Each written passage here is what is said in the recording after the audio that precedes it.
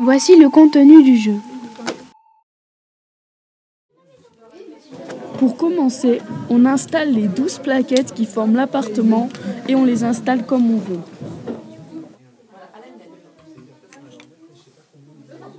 Une fois le jeu correctement placé, vous pouvez disposer les personnages sur le plateau de jeu.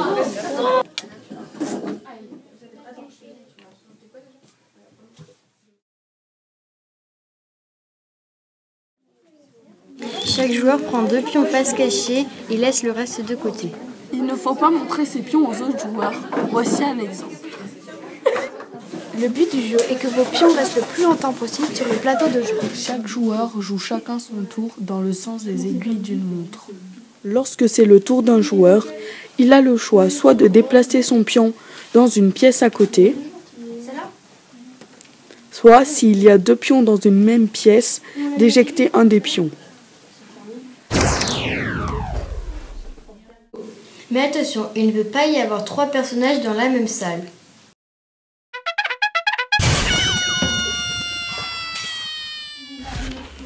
Voici l'ordre des éliminations des pions.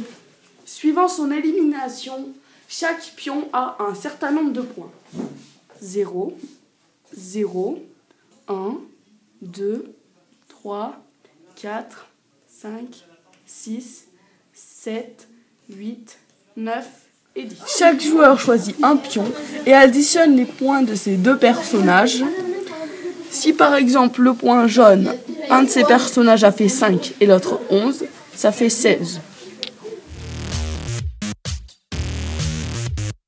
Alors on va vous présenter King of Tokyo. Les personnages. Alors, il y a des cartes action et des cartes pouvoir. Les cartes pouvoir servent pendant tout le jeu et les cartes action servent qu'une seule fois. Chaque personnage commence avec 0 étoile et 10 vies. Au début, on pose 3 cartes. Le premier joueur lance les dés. Il a le droit à 3. Je garde le petit 3 car au bout de 3 chiffres identiques, nous gagnons 3 étoiles qui sont représentées ici. Et j'ai déjà 10 vies, donc je ne garde pas les cœurs, je vais les relancer. L'éclair sert à avoir de l'argent, les petits pions qui sont ici, pour pouvoir acheter les cartes.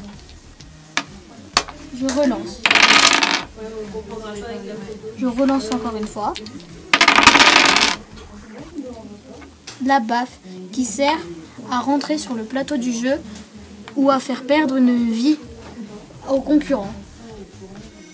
Le but du jeu est d'arriver à 20 étoiles ou d'être le dernier survivant.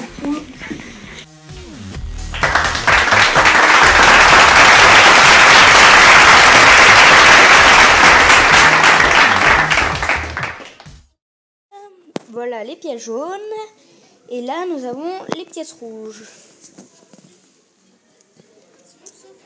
Nous avons le plateau de jeu. Et le but du jeu est de ne pas faire dépasser les pièces. Regardons une partie pour voir, pour comprendre le jeu. Audrey, commencez. Merci.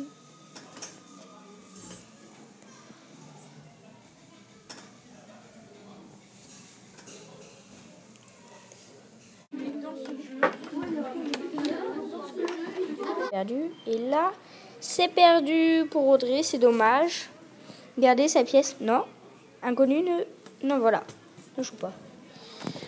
Voilà, vous voyez bien la pièce qui dépasse. On va retirer la pièce du jeu. Non, faut pas continuer à jouer. On retire la pièce du jeu. Tiens. Merci. On prend la pièce. À chaque partie, on retire la pièce qui dépasse. Le perdant est celui qui ne pourra plus jouer de pièces pendant la partie. Et elle n'a pas le droit de pousser la pièce, c'est de la triche.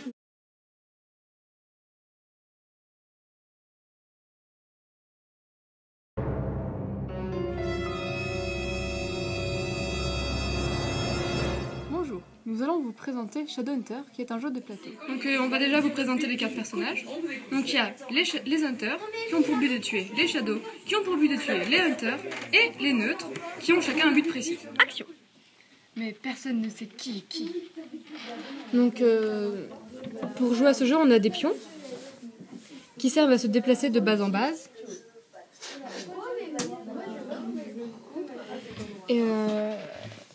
Et d'autres jetons qui servent pour quand on perd des points de vie. Et donc chaque personnage meurt à différents endroits. Ensuite, on peut perdre des points de vie en se faisant attaquer par d'autres pions quand ils sont sur les mêmes deux bases par deux bases. Par exemple, ceux qui sont sur le 4 et le 5 peuvent tuer ceux qui sont sur le 2 et le 3. Ou ceux du 2 et le 3 peuvent tuer ceux qui sont dans l'autre 2 et 3. Enfin, voilà quoi. Et ensuite, à chaque fois que c'est notre tour, on pioche une carte. Soit une carte lumière. On dit souvent que c'est les cartes pour les hunters. C'est des cartes équipement. Et les cartes shadow, enfin les cartes ténèbres, on dit souvent qu'elles servent plutôt pour les shadows. Ensuite, il y a aussi les cartes vision qui servent à voir les cartes de nos voisins. Voilà, maintenant, si vous voulez jouer à Shadowhunter, il ne tient qu'à vous.